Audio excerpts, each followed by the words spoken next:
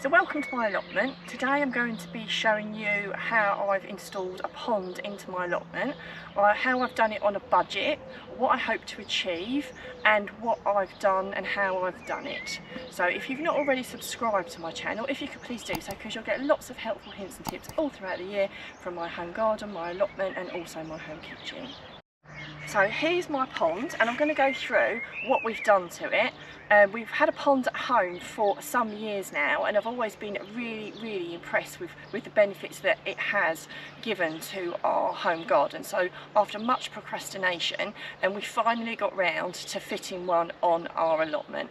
Now we wanted to do it on a budget, so we've used an old plastic drum that we managed to get for free. We've sunk it really deeply into the ground so that even in the coldest of winters, hopefully things will be able to hibernate in there and they will still survive. We cut it with just a basic wood saw, so it's nothing fancy at all, just something that most people have or you could easily borrow. And like I said, we just dug a really deep hole and sunk it down into the ground. So we chose to cover it only because it's on the allotment and we're worried that if we walked past it we could end up walking into it, and that would be very unfortunate, or a large animal might do. So we've covered it with what is a very old plastic table, and we also cut a small hole in it so you know, birds can drink out of it, which we've already observed them doing. So you know, it's really good for the birds to be able to get some water. And also so other animals, you know, like frogs and toads, can easily get in and out. And we've also put an old bit of plastic in there as well to help things get in and out of it as well. Again, that was just something we had lying around. It's nothing fancy. It was part of an old cabinet that we had that had fallen apart and that we chose to just repurpose.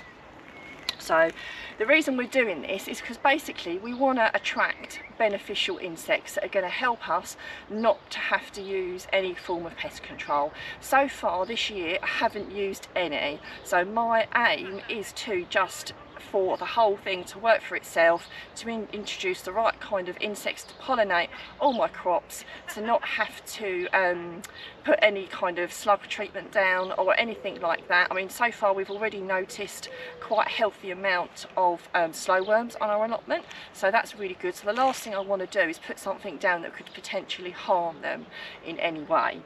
So we've planted some plants around, again to create shading. It makes it look nicer, and also to attract things, and also to create shading, because a lot of things like that. I've recently purchased some Veronica, which I've been assured is quite a good thing to put around a pond from a local garden centre. These were in the pound aisle, so paid £1 for these. So something called Grace Ward, again, was advised that it's really lovely. These things are, you know, they go year after year, so they're perennial.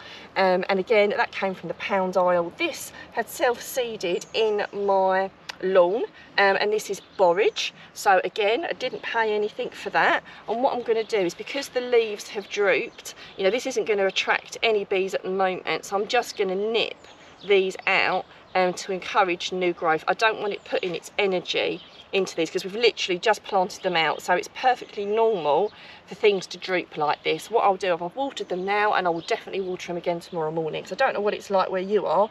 It is incredibly hot here. I've also got some comfrey, which again, something that the bees like, and also I can make a natural fertilizer with that too, which I have got a video on that, and I might actually do an update on that. So that's another really good thing. And again, this was the same thing, it had self-seeded somewhere. I dug it up and I planted it in there, so didn't pay a penny for that either. And these were just some old rocks that we had lying around in the garden, again, just to create some shade and shelter for it, and a couple of old bricks, just literally just to actually hold this down, because we don't want it flipping up in any way. So I will try and replace these bricks with something else, but at the moment they'll do, they're doing the job. So the other thing I did was I planted a lot of wildflowers. Now unfortunately my father passed away last year, and what he left me was a huge legacy of seeds, vegetable seeds, and a voluminous amount of wildflower seeds. And for years I procrastinated about planting lots of wildflower seeds up at the allotment, just purely because my allotment is for eating and I didn't really think I had enough room. But my father-in-law gave me a little bit more of his plot, and I decided it was now or never. So I just thought if I plant these in, it will help everything else grow better, so by default I'll get more. So as you can see, I've got a real collection of wildflowers here. Let me move that out of the way. If I'm honest, I can't exactly remember what they were. I had quite a few packets. I didn't really expect them to germinate quite as well as this, actually. I quickly dug it over and I just threw them in and covered them with a little bit of with broken down compost very lightly. I can see that I've definitely got sunflowers in here, and I know I definitely put those in, and I definitely put cosmos in over here, and I've got some here. But as for the rest of it, I honestly don't know what I've got in there. I can't remember. But one thing I know for sure is this will definitely benefit my whole allotment as a whole. It will make it look a lot nicer. I'll hopefully get some cut flowers. And of course it'll be really beneficial for the ponds to have some wildflowers next to it as well.